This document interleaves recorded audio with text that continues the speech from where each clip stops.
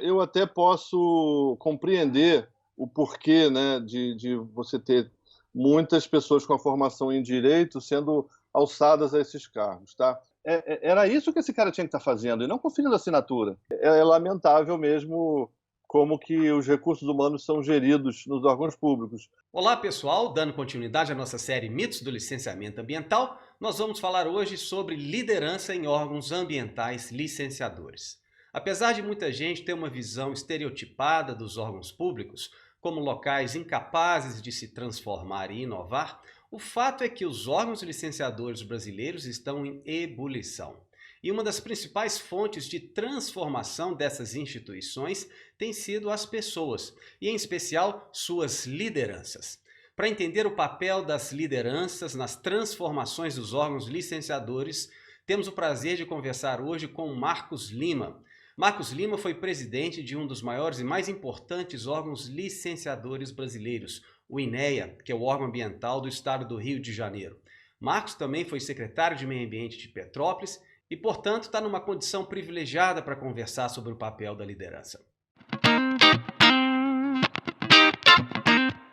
Bem, pessoal, é um grande prazer falar hoje com Marcos Lima, companheiro itubiano, né, Marcos? Também tem gerado importante conteúdo aí na área de política ambiental.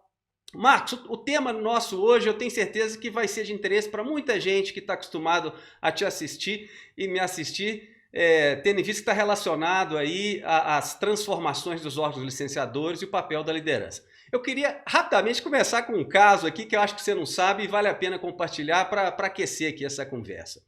Eu fui do Ministério do Meio Ambiente por um breve tempo. Eu estava na iniciativa privada e percebi que minhas ambições estavam indo para o lado da política pública.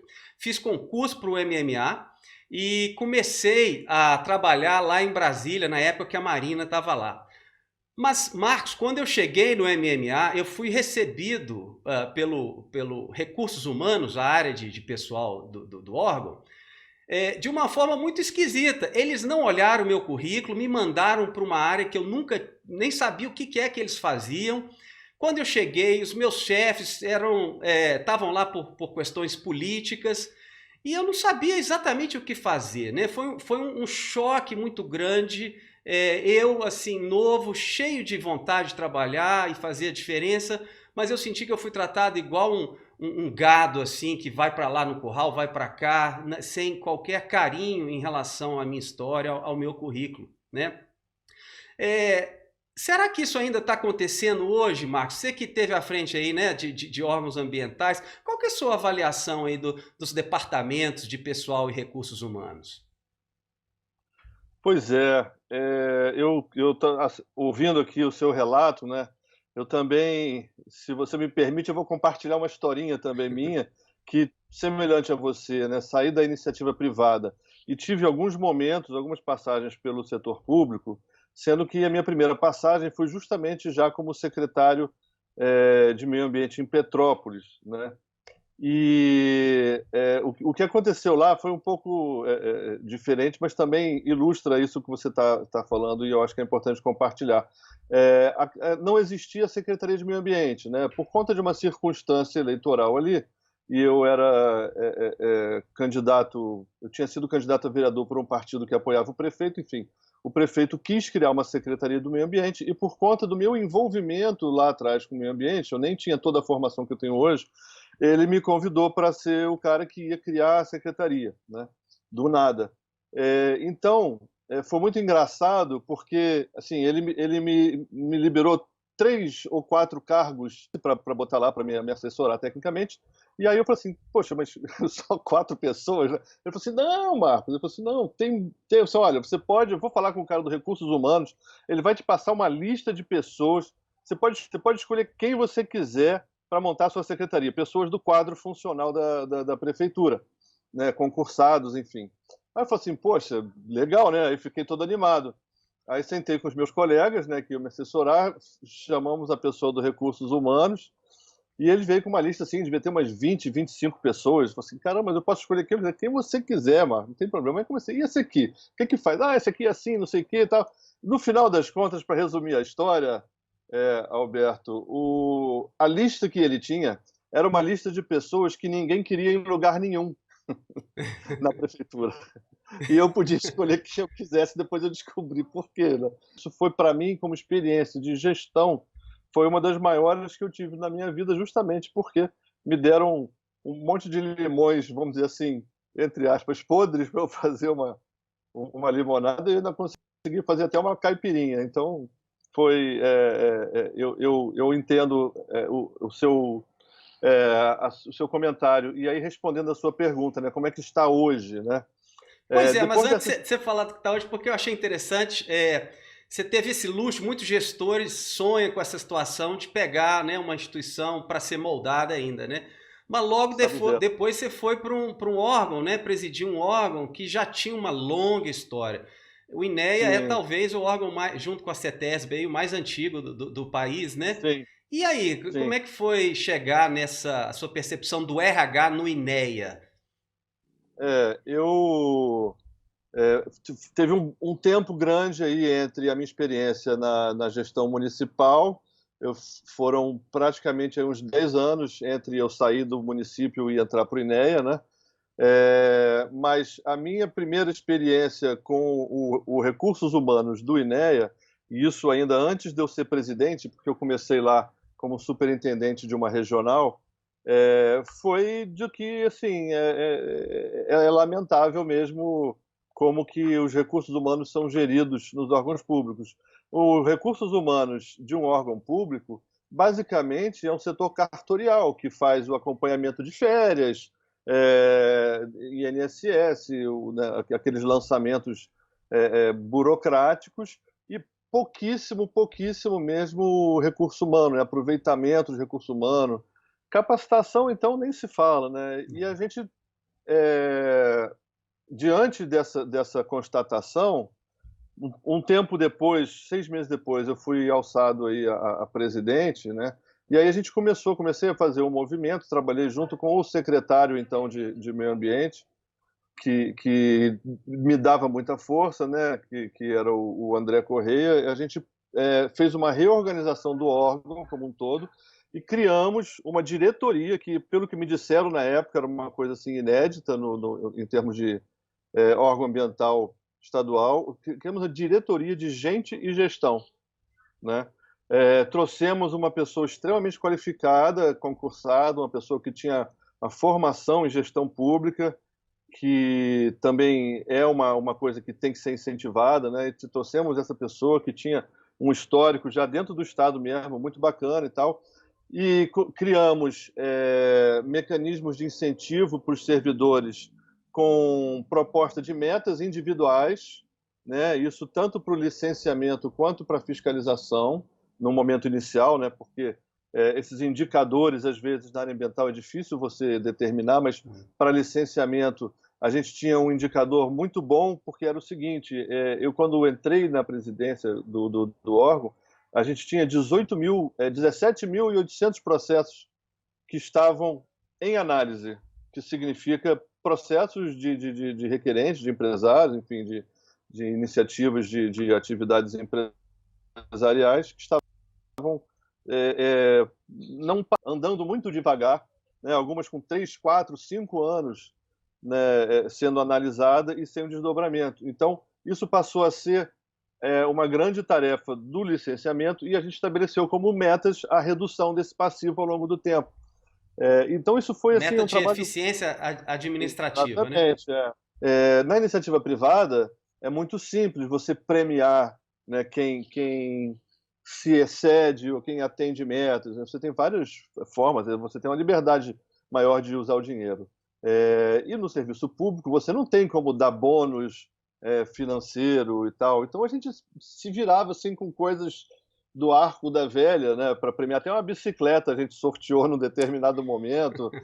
Então, passamos a realmente ter um negócio que, pelo que me disseram, né, era inovação na gestão pública. Eu achei isso muito interessante. Agora, saindo dessa experiência pessoal sua, né, na Secretaria de Petrópolis e Uninéia, você está sempre em contato aí com outros órgãos ambientais, lideranças de diversos órgãos ambientais, né?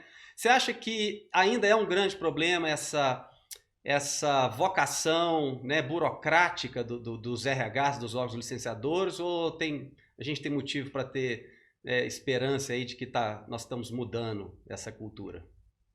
Motivo para esperança tem, porque a minha percepção também é que assim, os últimos concursos públicos, né, para órgão ambiental, eu posso falar mais sobre órgão ambiental porque realmente eu não sei a realidade dos outros, né? Mas os últimos concursos públicos a gente percebe que o perfil das pessoas que estão entrando para esses órgãos, né, o pessoal mais jovem, mais comprometido, ele é diferente, né? Eu vivenciei isso muito nitidamente também no INEA, né? E fazendo comparação com aqueles que vinham de concursos de 2011, depois 2013, e comparando com aquele pessoal que já estava há mais tempo, realmente me dá uma esperança, enquanto cidadão, né, de que a coisa pode melhorar. Agora, mais do que o perfil, né, das pessoas, eu acho que o que tem que ser superado realmente são essas amarras do serviço público, né, da gestão pública, que de certa forma até dificultam uma pessoa que esteja à frente de um RH. Às vezes ele pode ter muito boas intenções, mas tem poucos instrumentos, né? É como essa questão que eu falei da premiação. Assim, não tem um instrumento, pelo menos que eu tenha vivenciado aí, conhecido, que você possa dar bônus e prêmios pela performance de alguém, né? Então acaba sendo isso, é um curso, um diazinho a mais de férias, mas eu Agora, tenho esperança, sim. Agora é interessante você falar isso porque eu também fui de 3 órgãos ambientais, né? Não como líder, mas como analista, né, ambiental. Mas eu sempre tive a impressão que o maior mecanismo de incentivo interno era dar um cargo de confiança, né? Que você tem um adicional no salário. Porém, Exato, eu estou exato. mencionando isso para falar sobre esse paradoxo. Apesar disso ser um grande incentivo para a produtividade, né, e para que os analistas possam vestir a camisa da instituição, é muito comum que esses cargos de confiança sejam ocupados por gente de fora, como foi o seu caso no INEA. Então eu gostaria de fazer essa provocação. O que você acha, assim, Marcos? Assim, por que esses cargos de confiança, principalmente os mais altos, né, o de presidente, secretário, as diretorias, por que eles tendem a ser ocupados por pessoas de fora e não pelos concursados da própria casa? É, uma vez que você dá ao gestor político, né, que vamos dizer, em última análise, você tem o secretário, né, que é o chefe, né, o secretário de meio ambiente ou o ministro no âmbito federal e tal. Esses cargos é normal que eles sejam ocupados por pessoas indicadas pelo ou governador ou pelo prefeito, né, ou no caso pelo presidente da República, porque é realmente para você conduzir uma política pública que cada gestão, né, foi legitimada por uma eleição para conduzir uma determinada política pública. É legítimo que você escolha pessoas que estejam afinadas com essa política pública. Eu não vejo problema nenhum nisso aí, embora eu ache ótimo e recomendável encontrar alguém dentro do serviço público que esteja afinado e que possa exercer esses cargos, vamos dizer assim, máximos, né, lá em cima. Mas entendo quando isso não é feito dessa forma. Agora, o problema, realmente, como você falou, a ocupação desses cargos de livre nomeação de forma indiscriminada politicamente, isso é um problema. Primeiro, porque justamente poderia ser um instrumento de premiação para o servidor dentro, né, dessa proposta que eu falei, e acaba não sendo por não ter esses cargos. O gestor mesmo ali imediato, né, o presidente, no meu caso, o presidente do INEA, que era subordinado ao secretário, ele acaba muitas vezes sendo limitado por essa gestão política, né? Então, assim, Pela eu acho que para... indisponibilidade de cargos, né? Eles já estão tomados, né? Como é que Exatamente. você vai oferecer algo que não Normalmente, tem? normalmente isso acontece. Para mudar isso, teriam que se ter menos cargos de livre nomeação disponíveis. Na minha percepção particular, eu acho que qualquer cargo de nível de gerência para baixo não deveria ser de livre nomeação. Hoje em dia você tem livre nomeação até para a pessoa que vai atender o telefone. Verdade. Ô, Marcos, Desnecessário. Vamos mudar um pouco de assunto aqui para falar sobre o perfil, seja de um cargo de livre nomeação ou não. Mas o perfil dessas lideranças. Nós estamos vendo aí no cenário político de Brasília discussões interessantíssimas sobre os currículos dos ministros, né?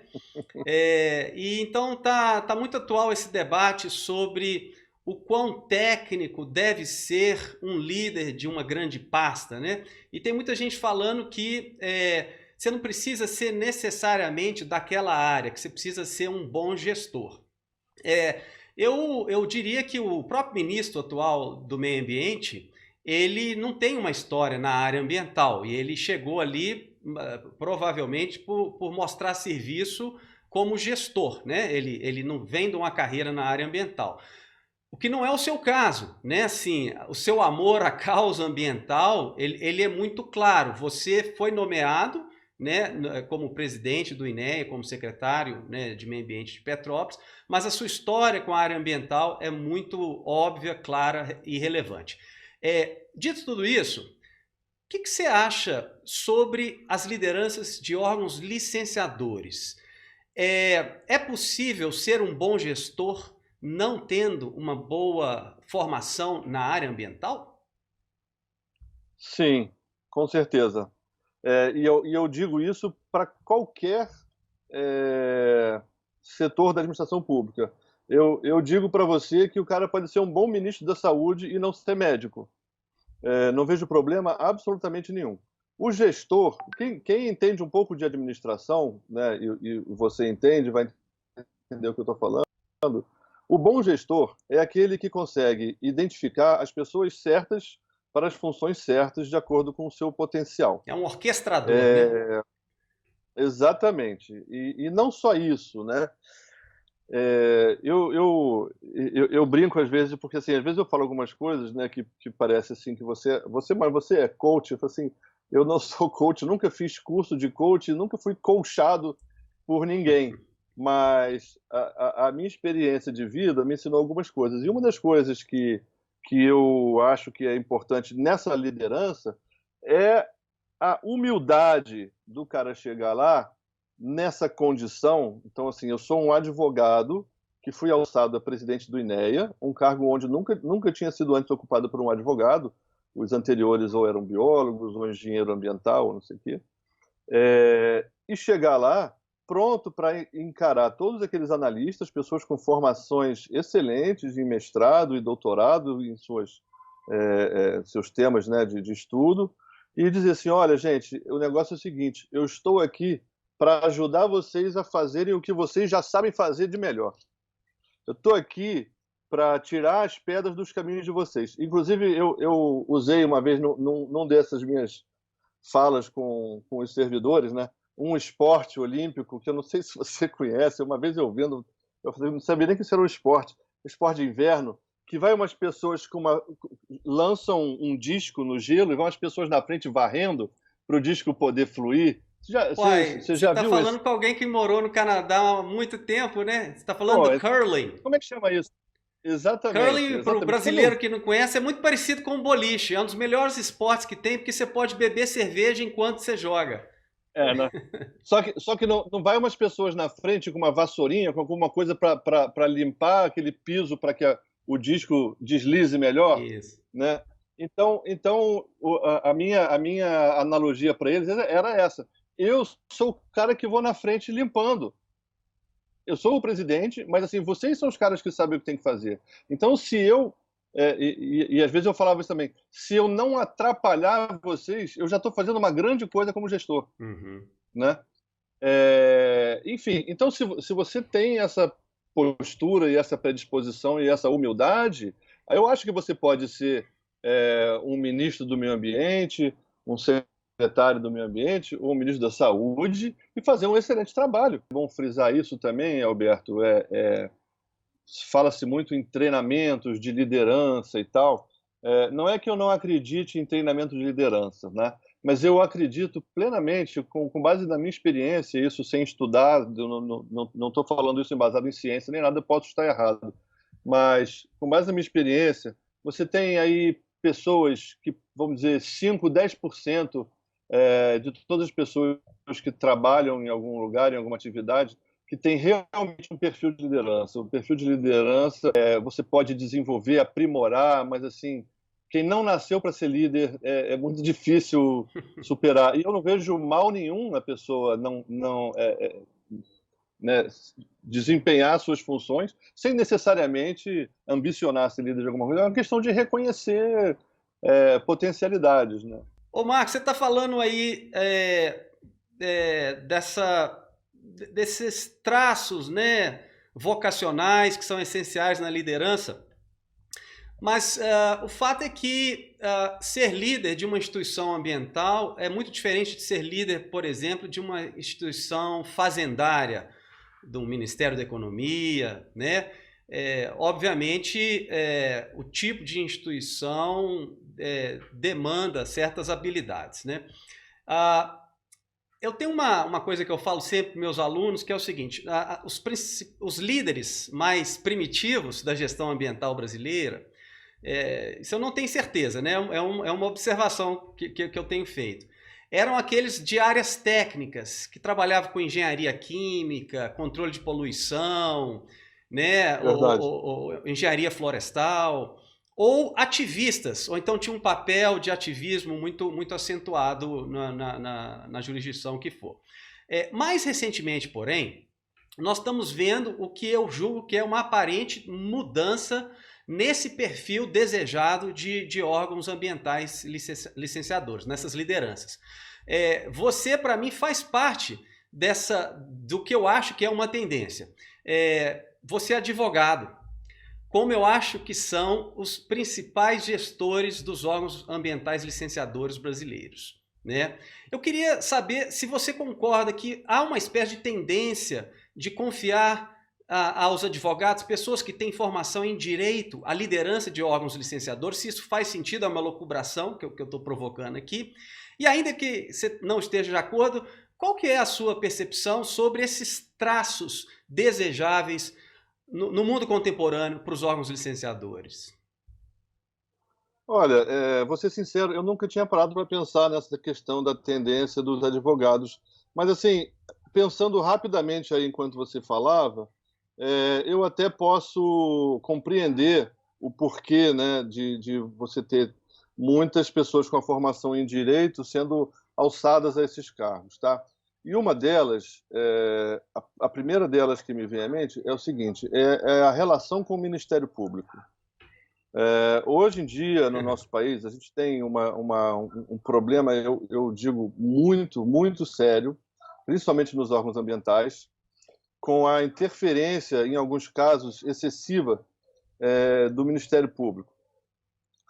Vou dar um exemplo de nível nacional que pode ser um exemplo assim, bem gritante, né? Uhum. Mas ainda assim é um exemplo. Eu acho um absurdo que o Ministério Público, um juiz, interfira para querer tirar um ministro por achar que ele não é eficiente. Ou porque, né, enfim, eu acho que para você tirar alguém de um cargo público, ele tem que ter cometido uma improbidade administrativa e, para isso, você tem que ter um processo, né, com direito a ampla defesa e contraditório e, no final, se for por isso, por uma improbidade administrativa, um agente externo interferir no executivo e fazer isso. E esse exemplo, ele é só um exemplo de nível nacional, mas existem exemplos do dia a dia das pessoas que trabalham na área ambiental em especial, de interferências que prejudicam o andamento e a gestão de um órgão público.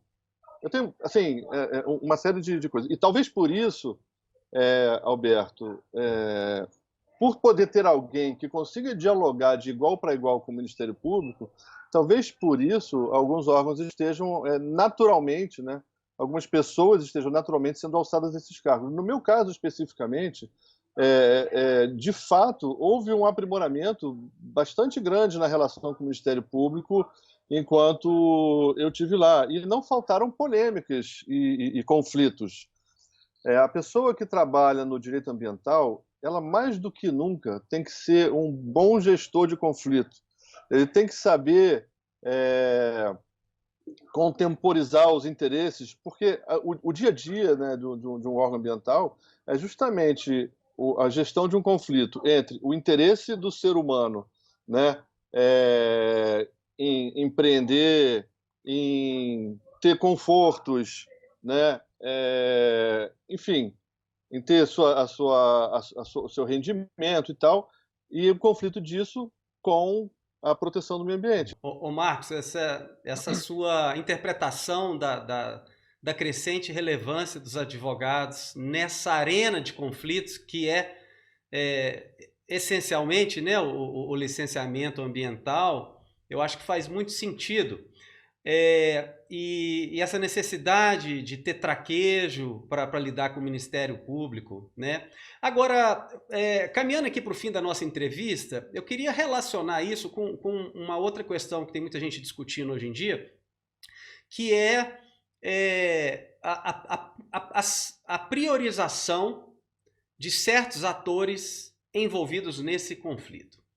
Os órgãos licenciadores, de certa forma, eles estavam enfurecendo o setor produtivo com essa formação de passivos administrativos, que eu acho hoje, a gente tem pesquisado isso, ocorreu e ainda ocorre em todos os órgãos licenciadores.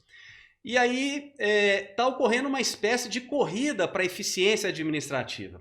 Mais cedo na entrevista você mencionou uma coisa interessante, que foi uma política de recursos humanos que premiava aqueles que tinham eficiência administrativa, né? Porém, a natureza não tem voz, né? E aí, nessa arena de conflito, a árvore não vai até o INEA, a Secretaria de Meio Ambiente, para reclamar que a floresta diminui ano após ano. E a impressão que dá para muitos ambientalistas e para muitos que estão, digamos, no lado do Ministério Público, é que os órgãos ambientais licenciadores estão sendo coniventes com esse cenário de facilitação das atividades produtivas, né? Apesar do discurso de ganha-ganha. Ou seja, você não vai encontrar nenhum gestor ambiental público falando que está fazendo algo que prejudica a natureza. Eles vão sempre falar, não, nós estamos ganhando eficiências administrativas e isso é bom para o meio ambiente. Mas aí quando você vai no site do MAP Biomas, você começa a ver os relatórios de estado do meio ambiente, estado da água, qualidade do solo, qualidade do ar, tirando a etapa agora na pandemia, a qualidade do ar é uma exceção. Mas, assim, de maneira geral, os dados mostram inequivocamente que a qualidade do meio ambiente piora ano após ano. E aí eu tenho que te fazer essa pergunta, né? Como que os líderes dos órgãos licenciadores podem continuar com essa retórica de ganha-ganha se não tem dado para embasar essa retórica? Eu estava doido para você fazer essa pergunta para mim. Olha só. E eu estou doido para ouvir a resposta. Eu tenho passado a maior parte do meu tempo, aí, desde que começou essa pandemia, né, até com diminuição de demanda, de trabalho e tal, né, fazendo uma coisa que eu chamo de desmistificação das questões ambientais. E você tocou num dos mitos que é o pior, o pior de todos, no sentido de indicar um caminho errado para quem quer melhorar a situação. O teu diagnóstico sobre a qualidade do meio ambiente está piorando, está perfeito, realmente está piorando. Mas eu posso garantir para você que o problema não é o licenciamento ambiental, tá? Vamos lá. Todos os danos que são praticados contra o meio ambiente, eles só acontecem depois que uma atividade se inicia. Concorda comigo até aqui? Porque a dinâmica, eu estou tão acostumado já nesse debate que eu já faço essa pergunta. Para acompanhar. Né? Então se os danos só acontecem depois que uma atividade se inicia, e o licenciamento ambiental só permite o início de uma atividade depois que ele está concluído, é muito difícil, né? Ou pelo menos assim, seria muito leviano você atribuir a perda de qualidade ambiental simplesmente ao licenciamento. Se você analisar a fundo o funcionamento, a performance, a distribuição de recursos humanos dentro de um órgão ambiental, você vai ver que os setores de licenciamento têm muito mais gente do que os setores de pós-licença. E os danos ambientais só acontecem depois da licença concedida. Mas por Seja que ela uma que... boa licença... Eu acho que tô acompanhando seu raciocínio. Agora, por que você colocou licenciamento e pós-licença? Por que não teria um setor de pré-licenciamento, que é o setor de avaliação estratégica, de zoneamento ambiental, de planejamento do território, sem dúvida, não sem é? dúvida. Sem dúvida. É porque, assim, o que acontece? O zoneamento econômico, ecológico, as avaliações ambientais estratégicas, todos esses são instrumentos de gestão ambiental que auxiliam o licenciamento, né? Quando eu falo do setor de licenciamento, eu estou falando do pessoal que analisa especificamente os requerimentos de licença. Mas, com certeza, é importante que esses outros instrumentos estejam funcionando também. E aí, mais uma vez, isso reforça a ideia de que o problema não é no licenciamento, e quando eu falo licenciamento, eu faço estrito senso. Meu problema não é ali. Se eu tivesse, dos 50 servidores que eu tenho analisando licença, se eu pudesse tirar 10 de lá e botasse eles para estudar e montar um zoneamento econômico-ecológico, que daria ao investidor a segurança de que ele, quando for escolher um terreno onde ele vai fazer seu empreendimento, ele já sabe que naquele terreno não tem impedimento ambiental, eu ganharia enormemente, tanto do ponto de vista do licenciamento quanto do ponto de vista de recurso humano. Mas para isso eu tenho que tirar gente do licenciamento. E como é que eu tiro gente do licenciamento se o licenciamento é extremamente burocratizado como ele é? Mas aí... Né?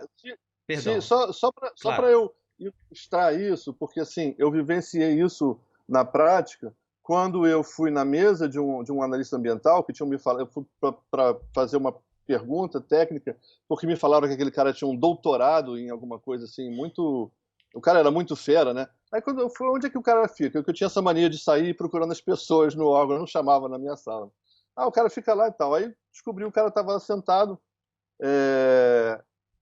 e eu estava olhando o que ele estava fazendo, ele estava analisando um processo e estava conferindo a assinatura de um responsável técnico. Aí, naquele momento, eu pensei assim, cacete, um cara com doutorado em engenharia florestal, não sei o quê, conferindo a assinatura de um responsável técnico. Tem alguma coisa errada aqui. Entendeu? E aquilo não me saiu da cabeça, sabe? Porque esse cara, ele tinha que estar trabalhando em descobrir novas maneiras de mitigar danos ambientais, descobrir maneiras de se fazer transplantes de árvore de um lugar para o outro, para você poder, aí sim, de repente, autorizar um empreendimento onde tenha espécies em extinção e que você possa evitar, né? Era isso que esse cara tinha que estar fazendo, e não conferindo assinatura, né?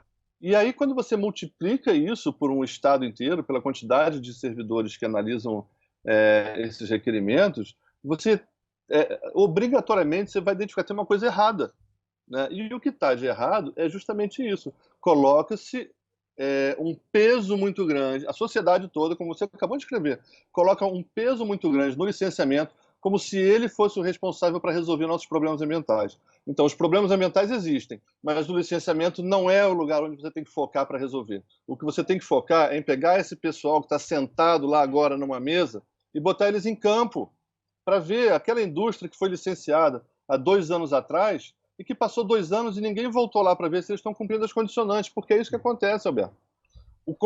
A vistoria de condicionante é uma coisa que não acontece. Não acontece no IBAMA, mas nem de longe. E não acontece nos órgãos estaduais e nos municipais, então, nem se fala. Então, assim, pode ser que eu não tenha a fórmula certa, né, para fazer isso. Lá no INE, a gente criou uma diretoria, junto com a de recursos humanos, a gente criou uma diretoria de pós-licença, né? Na verdade, a gente pegou fiscalização e deu o nome de pós-licença, mas isso com a proposta mesmo de criar um marco, né?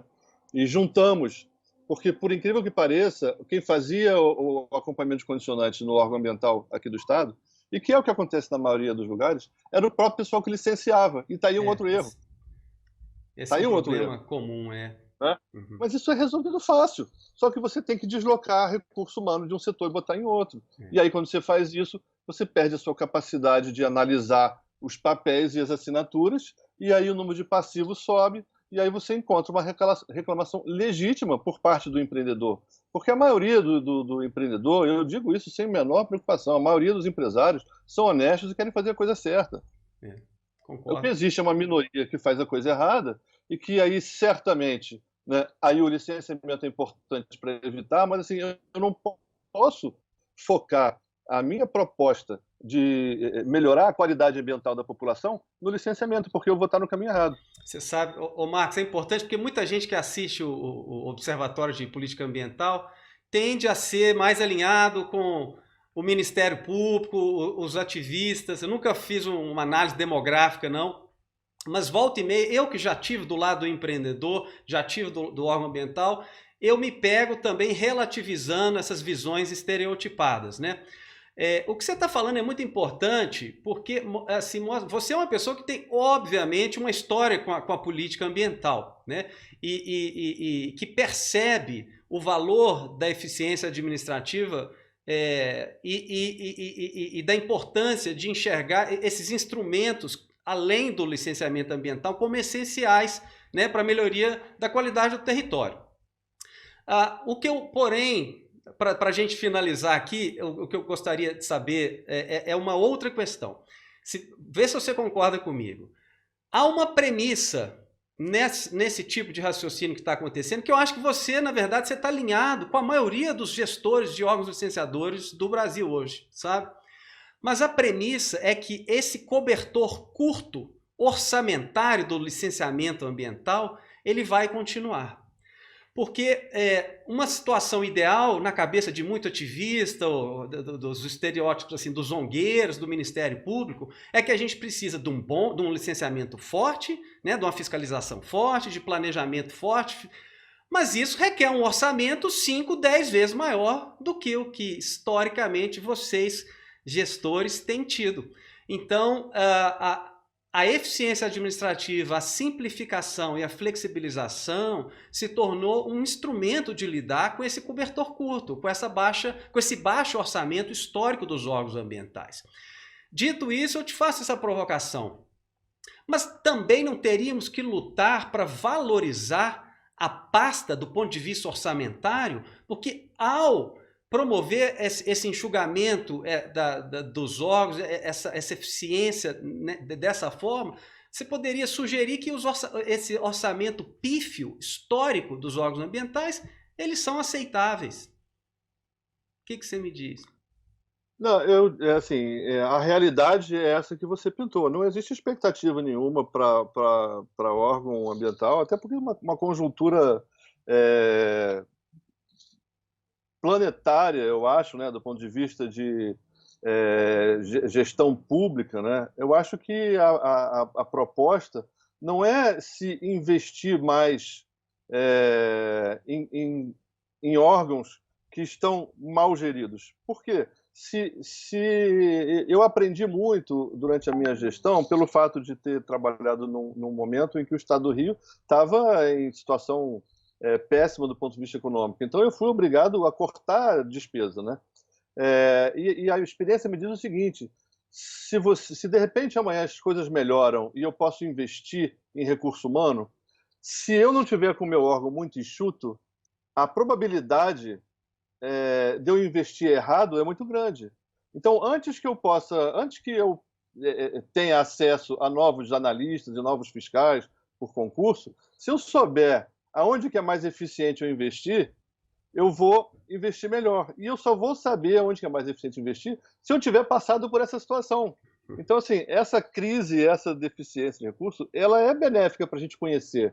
Assim, se não tivesse passado por isso, talvez os novos concursos estivessem continuando colocando um número muito maior de servidores no licenciamento e continuando a não colocar no pós-licença. Ou tivesse continuando a contratar motoristas e telefonistas e não sei o quê, e não criando meios para que os próprios servidores dirigissem os carros do órgão. Entendeu? Porque existe muita resistência com relação a isso. Mas, enfim, uma coisa que você falou, que eu acho que é importante e que eu não queria deixar passar, que você falou que a sociedade, né, quem defende o meio ambiente, tem a tendência a se alinhar ao Ministério Público. Eu queria dizer o seguinte: todos nós temos que estar do lado, não é do Ministério Público, nem do órgão ambiental, nem do presidente, você está do lado do meio ambiente. Entendeu? E se eu conseguir mostrar para você, né, que conceder licenças que sejam autodeclaratórias, porque trata-se meramente de análise de papel, dependendo do tipo de atividade, e eu poder liberar a área que a gente estava analisando assinatura, para ele trabalhar no pós-licença e ir a campo todos os dias para verificar essas atividades licenciadas se estão cumprindo com o que está combinado, eu tenho certeza que eu convenço você que foi bom ter dado aquela licença autodeclaratória, com certas condições, né? Aqui no estado do Rio, teve uma lei nova, né, que eu acho que foi através disso que a gente se conheceu, não sei, eu estava falando sobre o decreto novo, e eu faço uma crítica muito grande a isso. Eles criaram uma licença autodeclaratória para atividade de baixo impacto, e eu concordo com isso. O problema é que, na mesma norma, eles não criaram uma obrigatoriedade ou determinaram um prazo. O que teria sido certo? Olha, a partir de agora, esse tipo de atividade vai ganhar uma licença simplesmente com base na análise de documento, rápido, né? Por outro lado, o órgão ambiental vai ser obrigado a, no prazo de 30 dias, vistoriar aquela atividade e, a partir daí, não pode passar mais de 6 meses sem vistoriar aquela atividade. Ou alguma coisa assim. Né? Aí eu estaria dizendo para a sociedade, olha, eu estou fazendo uma coisa aqui que parece que eu estou sendo negligente, mas não.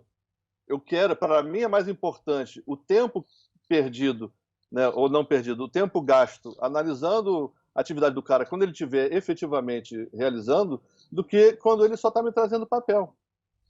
Porque papel é importante, diz muita coisa, mas o que vai realmente causar o dano ambiental vai ser a atividade quando estiver em execução. Né? Então, assim, eu não acho que o problema... Eu temo, eu chego a temer que hoje, com a mentalidade que a gente tem hoje em dia, se de repente chovesse dinheiro para os órgãos ambientais contratarem mais pessoal, eu tenho medo que eles iam acabar contratando errado. Então é importante sentir falta, é importante também para aprimorar outros instrumentos de fiscalização, instrumentos de inteligência, como você tem aí hoje, instrumentos aí de satélite, né? Identificando supressão de vegetação, monitoramento. Porque se você não tiver a falta, você não a necessidade não é a mãe da invenção. Então, assim, eu comemoro as dificuldades que os órgãos ambientais sofrem, e sim, claro, quando for possível ter orçamento para investir, que já se faça um investimento naquilo que realmente vai resolver o problema. E é isso é estar do lado do meio ambiente, não é estar do lado do gestor, nem do empreendedor. Eu posso garantir para você, a maioria dos empresários quer fazer a coisa certa. E outra coisa, só para terminar essa questão, que faltou falar, que é o seguinte, hoje, falando sobre recursos humanos, a gente não precisa usar só os recursos humanos do órgão ambiental. Veja bem a quantidade de gestores ambientais e engenheiros ambientais que têm sido formados aí a rodo nos últimos anos. Aonde esse pessoal está sendo aproveitado? Aonde o know-how deles e o conhecimento está sendo aproveitado? Não é nos órgãos ambientais, porque não estão contratando. É como auditores dessas empresas, como consultores, como responsáveis técnicos. Então, por que o órgão ambiental não pode aceitar os relatórios e as auditorias feitas por esse pessoal como verdade, né? Aceita como verdade, fazendo vistorias esporádicas, né? Para identificar se não tem algum erro, alguma coisa, ou nos monitoramentos de efluente, de atmosfera, porque às vezes você, no monitoramento de poluição atmosférica, você identifica, pô, alguma coisa aconteceu de errado naquela fábrica, eu vou lá ver. Mas, assim, aceita a qualificação desse pessoal que está em campo aí trabalhando, né? E isso é uma forma de você permitir que você tenha mais recurso humano no sistema de gestão ambiental. Logicamente, né, você tem que superar esse preconceito, esse pressuposto de quem trabalha para o empresário é bandido, quer enganar, quer burlar, quer falsificar, entendeu? Não dá. Agora, pegou o cara mentindo, cadeia nele. Ô Marcos, eu acho que essa sua última fala é uma boa oportunidade para a gente encerrar a entrevista. Longa já, né? Eu queria te agradecer, Marcos, pelo tempo e queria chamar a atenção para quem não conhece, o Marcos Lima tem um canal também de YouTube, tem também o perfil lá no Instagram. Eu acompanhei uma série sobre a história da gestão ambiental no Rio. Mais recentemente, né, Marcos, você está com uma série de entrevistas aí sobre a gestão ambiental municipal. Quem não conhece tem que conferir, muito conteúdo rico que precisa ser conhecido. Ô, Marcos, obrigado pelo seu tempo, tá? Parabéns e até uma próxima. Foi um prazer.